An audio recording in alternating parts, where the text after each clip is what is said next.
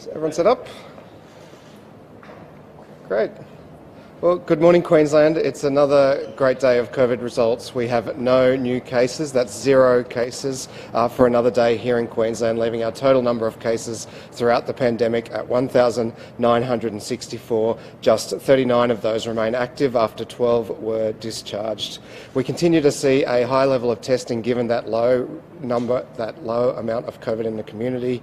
So we did 9,918 samples in the last 24 hours. Which is a great result, and Queensland Health continues to ramp up our vaccination efforts. 13,036 vaccines administered by Queensland Health.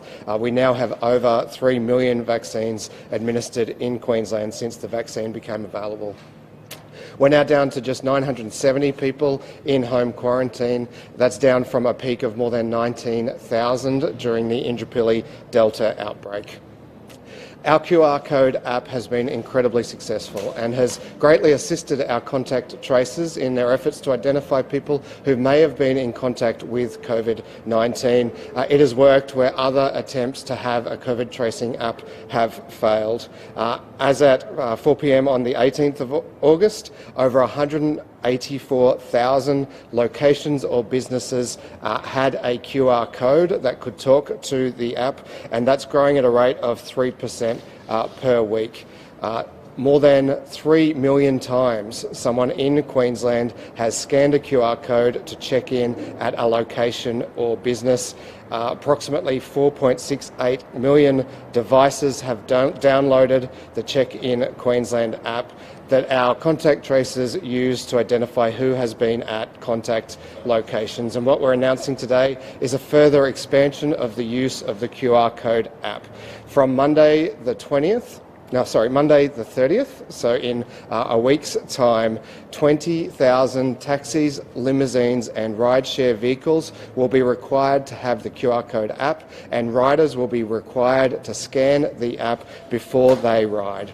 We saw in Cairns just how risky a infected taxi driver could be. We were very fortunate in Cairns not to see further transmission from that case. And so adding the QR codes to rideshare, taxi and limousine vehicles will allow us to ensure that if in the future we have a COVID case in one of those vehicles, we will be able to trace those who may have been in contact with it. And so from here, we're looking to those operators to register, to get their QR code, to begin displaying it on their vehicles, and they will be mandatory from the 30th. The turnaround time on registering is very quick right now. There's just 18 applications currently in the queue, currently pending, and so if people start registering now, we can make sure there's no delays on the day that goes live. I've also been advised from police that our new, stricter, harsher border measures with New South Wales are working, and we are seeing a dramatic reduction in the number of vehicles crossing the border. Up to 4 p.m. yesterday, we intercepted 2,715 vehicles. 142 of those were turned away. 12 of those were essential workers who would have been admitted if they had have been vaccinated. So that's that new measure coming into effect, where even essential workers aren't guaranteed an exemption to cross. They have to have had at least one vaccination. We're joined today by our Deputy Chief Health Officer, Dr. James Smith, so I'll ask him to say a few words, and then Minister Bailey can talk about the new QR code for transport.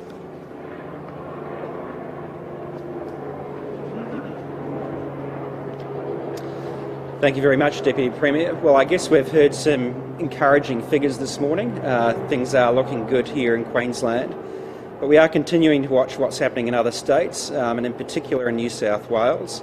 We are aware of cases that have occurred in regional New South Wales close to the border. So there is a lot of work going on in places like Darling Downs and southwest Queensland to improve vaccination access. So there's pop-up clinics in places like Gundawindi Hospital and Inglewood Sports Ground. So there's a lot of work going on there to prepare for any incursions from northern New South Wales into Queensland. You'll be aware also that there's been some relaxation of mask rules recently, but we do ask that people continue to wear masks wherever possible, particularly inside. Masks are very effective at reducing the spread of coronavirus. Lastly, as someone who's recently come from working in a public health unit, I'm very pleased to hear about the introduction of the QR codes for taxis. As we learnt from our recent experience in Cairns, that would have been hugely helpful and made the contact tracing process much more efficient up there. So that's some very welcome news. Thanks very much.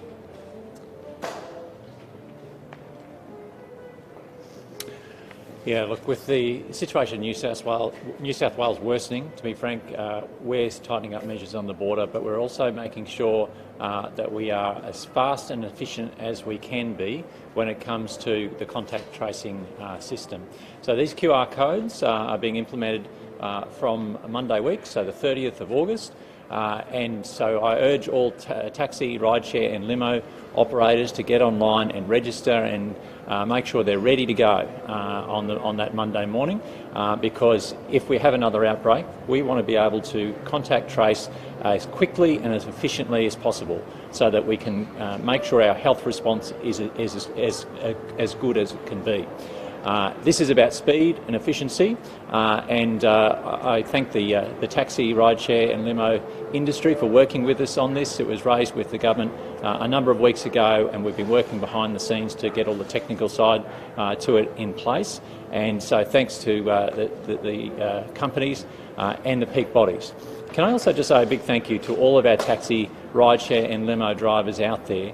I can't recall getting into a taxi or a rideshare in the last 18 months where there hasn't been a driver masked who has, is implementing their own measures. And this is another measure so that if we do get an outbreak, we can contact trace. We work closely with taxi and rideshare companies already with their data, but with this QR code system, we'll be able to do it a lot quicker and a lot more efficiently. So if you're in a taxi or a rideshare from Monday week, the 30th of August, you'll be expected to QR code just like you do in a shopping centre or somewhere that you're entering as per normal, and each passenger will need to do that. Taxi drivers and rideshare drivers no doubt will remind people to do that, but what we're finding is that both drivers, operators and passengers are actually expecting it and want this to happen. So I urge all the drivers to get online and to register, line it up. They'll need a QR code in the front and the rear so that passengers getting in whichever door can register. But this is another measure in which we're moving to ensure that our health response continues to be world leading here in Queensland. Blair Davies is here from the Taxi Council, who wants to say a few words, and thanks to Blair and the industry for working so well with us. Blair.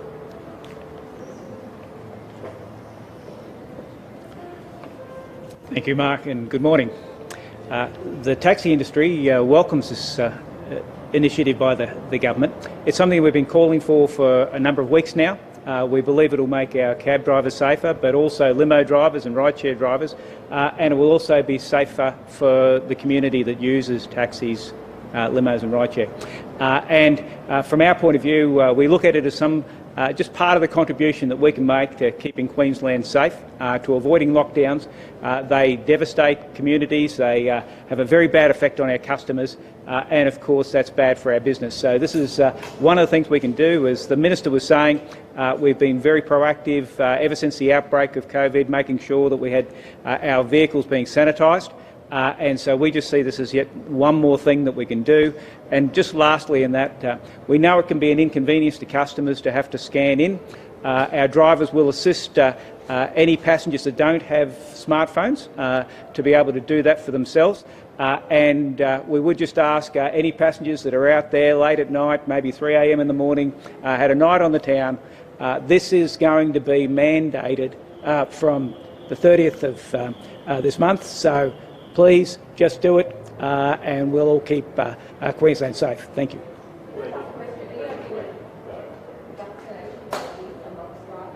Yes, we think it's about 30%, 35% at the moment. And what's the average, what is the data? How many trips do you do? Compared to pre-COVID, it's about 80% of where it was. Down 80%, or it's down? Oh, so it's we went down to somewhere like 20% of demand right in the peak of COVID. The rideshare community report that they were down by 90%. Both rideshare and the taxi industry have rebounded, and we think that we're both around 80% of where we were pre-COVID. And we're now encouraging drivers to come back in, drive cabs, certainly get vaccinated. And these sorts of measures like the QR code will make driving cabs safer for drivers. My question was, did any of your taxi drivers have concerns about having QR codes on there? Oh, look, no doubt we've got some drivers out there who will be concerned about the customer resistance to scanning in. But this is one of the things that we do. And it's just part of living in this new post-pandemic world. So will people be refused trips if they don't check in? They're refused to check in? We're going to work through with the government just what to do in that circumstance. A little bit like the retailers, how they comply with the requirements. Certainly, what we'd like to do is encourage all taxi customers. Please just scan in, make it easy for yourself, make it easy for the driver.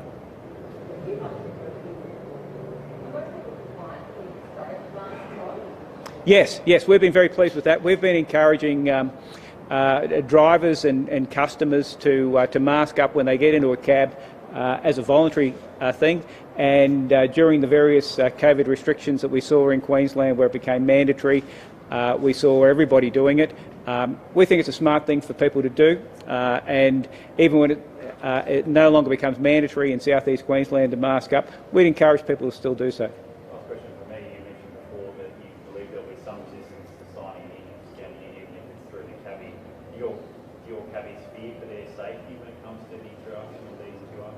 Look, it might be a bit different for some of the other sectors in the personalised transport area, but for cab drivers, look, we've got security cameras there to record everything that gets said and done. And if you recall what happened in Cairns, once the cabbie was alerted that they had transported somebody who was COVID positive, we were able then to find all of the passengers that cab had taken. The average cab, we have GPS records of where they went for the last 7 years. So being able to track customers who get into a cab was never the problem. What the QR code will do, it will make it faster for the contract tracers to be able to identify the cab, and they will have at their fingertips all of the people that got into that cab. So this is about streamlining the contract tracing process, making it faster, making it better, and the faster the contract tracers can get to everybody who's come into contact, then the better they're placed to avert community transmission. Mark, you mentioned that it will be mandated from August 30. Will people who hop in the cabs and refuse to sign in be fined? Look, we don't expect this to be a significant problem. People are very used to the QR codes. It is a normal part of life in the pandemic, and so obviously we ask people for their own protection to do this. So we don't expect this to be a significant problem. Of course, there'll be some people occasionally who don't have a phone with them. There's a system where they can leave their details and then the cabbie can put it into the system for them.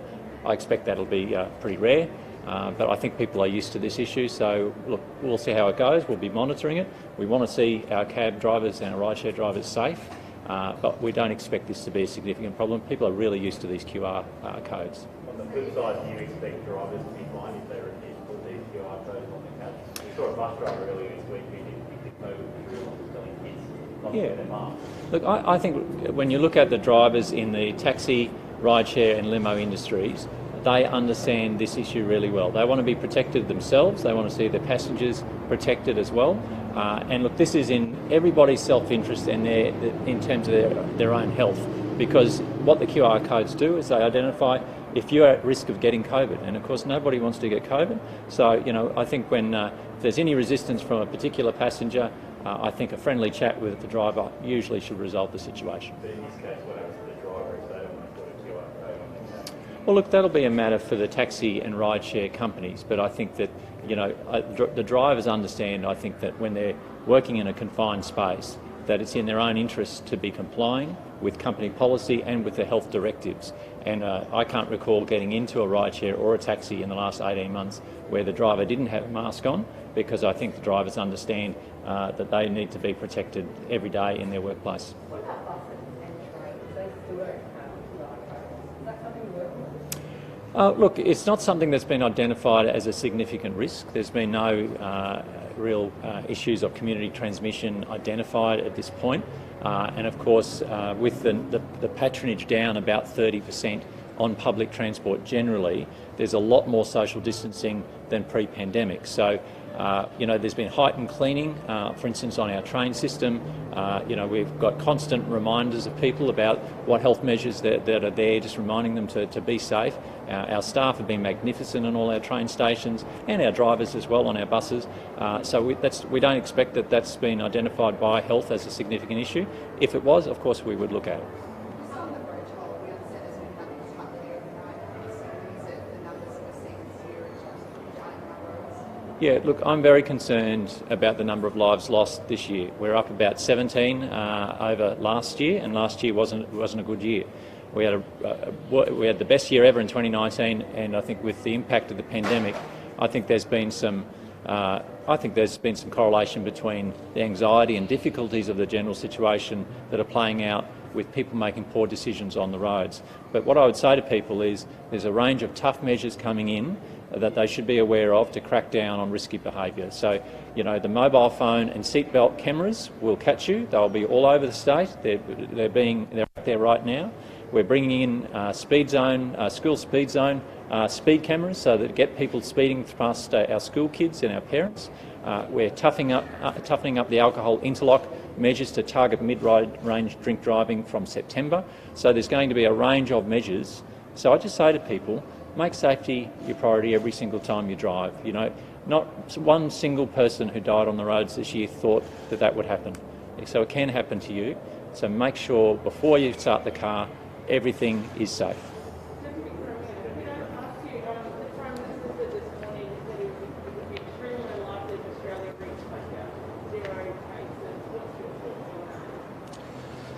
I think it's pretty incredible to see that while the country's most populated state is in the grips of a COVID crisis, the Prime Minister is busy blaming premiers of other states for what might or might not happen in November. And he's doing that because if those timeframes are in jeopardy, it's because of the New South Wales outbreak, an outbreak that he's refused to take any responsibility for.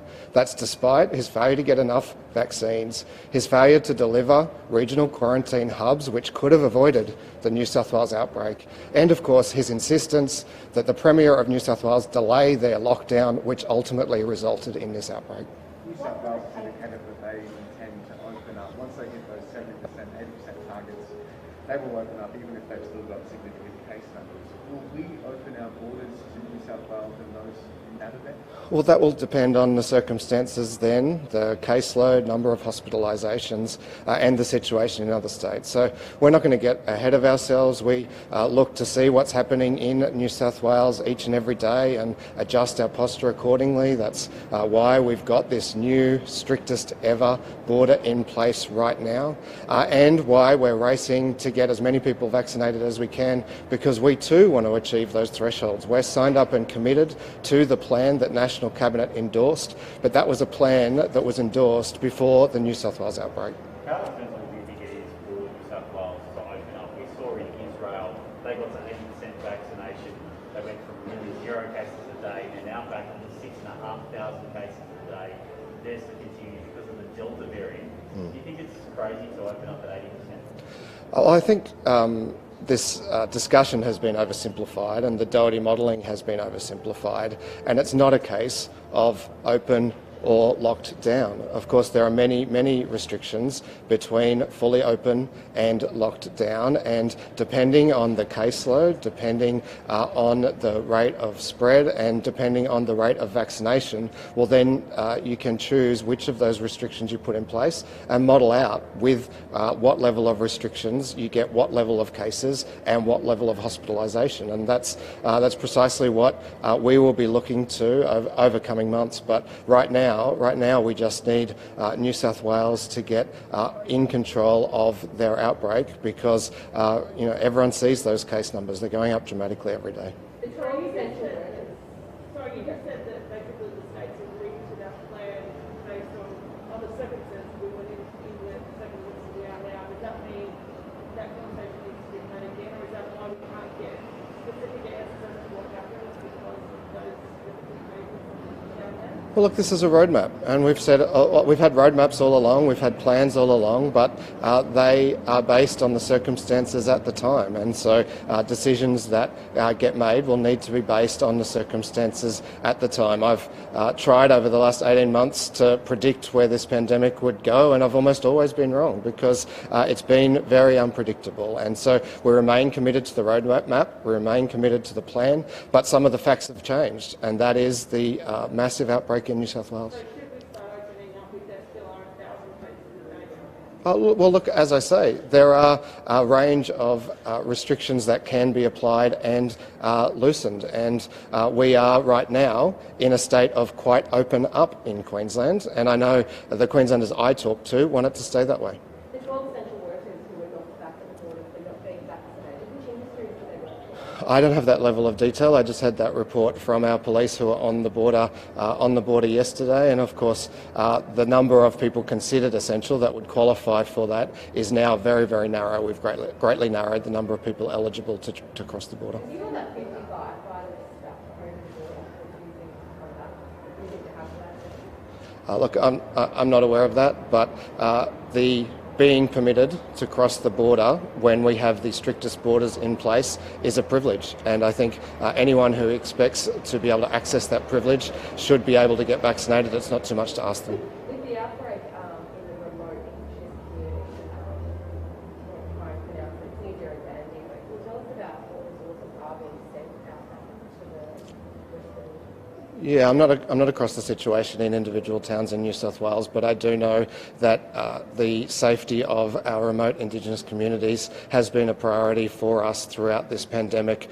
We went to great lengths to keep them safe, and we've been very fortunate not to have any cases in those communities. Right now, we're racing to get as many people vaccinated in those communities as well as in our border towns as we possibly can. We already have very high rates of vaccination, particularly in Torres Strait and the Cape, but we want to see all of our Indigenous communities vaccinated, as well as our urban Indigenous communities, and I was pleased to spend some time with Deadly Choices this week to support their efforts to see First Nations people in Queensland vaccinated. Firefighters, we're hearing they're actually not even being permitted to come in if you're a firefighter now. Why are they not considered essential anymore? Well, the test, I'll go to the Deputy Cho on the specifics, but the test here is whether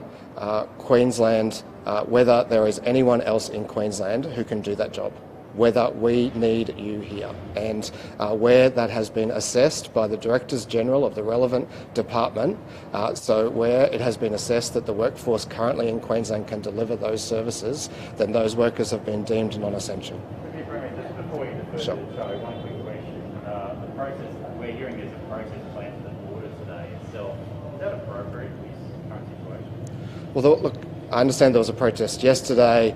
We have intelligence on those protests today, and all I would say is that they are shameful and reckless. That's not the kind of behaviour Queenslanders do. It's very un-Queensland-like. We have gotten through this because Queenslanders have done the right thing. We've kept each other safe. Now, I've been to a lot of protests. I've organised a lot of protests. I love a good protest. But now is not the time for protests, particularly not on the border. The border is our riskiest place right now. We have to see the situation in New South Wales the same way as we have seen the situation in other countries throughout this pandemic. That is the rate of infection there. And by having a protest there, we make the job of our police harder. They put their own safety at risk, as well as the safety of the community. And I'm frankly pretty disgusted. Sure. Look, Harvey has lots of fantastic plans. I always love Harvey's plans and I love talking to him about them, and we'll consider this one, the world's tallest tower. I suppose the problem with building a world's tallest tower is you only have it until someone else builds a taller one. I understand from Cabinet papers released today, this was something that the Bjelke-Petersen government discussed in 1986. I'm not sure how tall theirs could have been or whether someone would have built a taller one since then. I think one of the reasons the IOC picked Brisbane is because of our lifestyle and our natural beauty, and frankly that's what I'd like to be projecting to the world. I'd love images of Golden Sunshine Coast beaches, Straddie and Moreton and Fraser Islands, the Great Barrier Reef. I'd love for that to be what people take away from the Olympics. And let's not forget, we're also going to get a whole heap of incredible landmarks between now and 2032. Those new train station, new inner city train stations that Mark is working on with Cross River Rail. Queen's Wharf Brisbane is going to be an incredible landmark. Not to mention the brand new Gabba, already recognised by cricket fans around the world, soon to be recognised by sports fans around the world. New South Wales is going to hold its final year exams for students outdoors, given current circumstances. Considering we're cycling in and out of lockdowns in Queensland potentially, do we have contingency plans for final year students if we hit a lockdown when they may be in the middle of exams? Look, I'm sure education has contingency plans for all of those situations, but even at the peak of our most recent outbreak, we had very low case numbers, and that gives us the flexibility to do things that can be deemed essential. I don't, but I'm happy to get police to put out a statement with that. Of course. Your thoughts on the idea of opening up at 80%, given what I was saying about Israel seeing 6,500 cases a day? You probably will across it. I don't even need to explain to you. But No, it's a good question.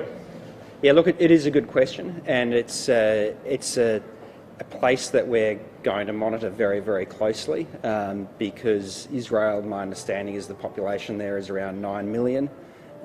So, comparable potentially to New South Wales. They do have a very high vaccination coverage, and they are still continuing to see a large number of cases, and I think you were quoting the numbers earlier. It's very important to keep watching what's happening there, and I think that highlights that you do need to dial up and down in terms of the restrictions that are in place, because it's not all about vaccination. Even though vaccination is very important, and vaccination is the biggest tool in our shed, really, it's not that it's necessarily the case that we'll be able to dial back completely on restrictions once we hit desirable vaccination targets. That said, it is our ticket to dialing back, and the higher the vaccination coverage, the greater the improvement you'd expect to see in the amount of restrictions that get eased.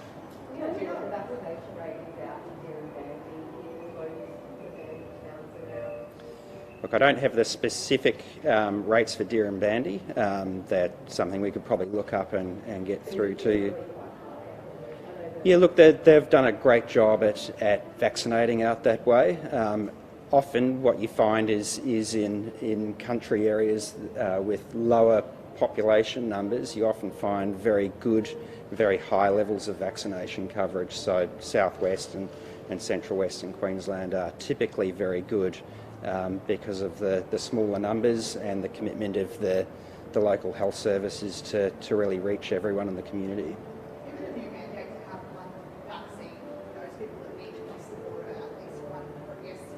What is it actually that they're having to show people, staff on the border to prove that they have had that one vaccine? Because we don't have to pass through our belief to get your second, and then you're fully vaccinated. What is the physical proof that here? They have to show some documentary evidence of it. I believe that's a vaccination record that they have to show.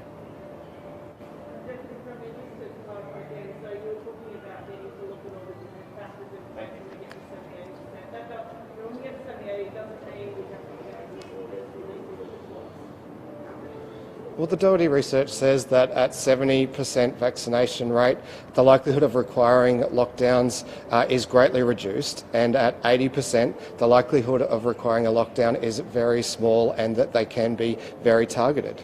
That's what the Doherty research says. Now, lots of people are verbaling the Doherty research. Lots of people are saying that at 80%, that means all restrictions are lifted. Well, nobody signed up to that plan. We signed up to a plan which said that at 70%, lockdowns would be much less likely, and at 80%, they would likely only need to be very targeted. Well, we may. It will depend on the situation here and the situation in New South Wales. Look, I'm not across those conversations. I am off to see the Broncos play the Warriors this afternoon. It's great to have so much sport happening here in Queensland right now. Of course, we'd love to host more of the finals. Frankly, I think the NRL Grand Final should always be played in Queensland. I think it's a travesty that they have signed that long-term deal with New South Wales. All right, thank you. Thank you.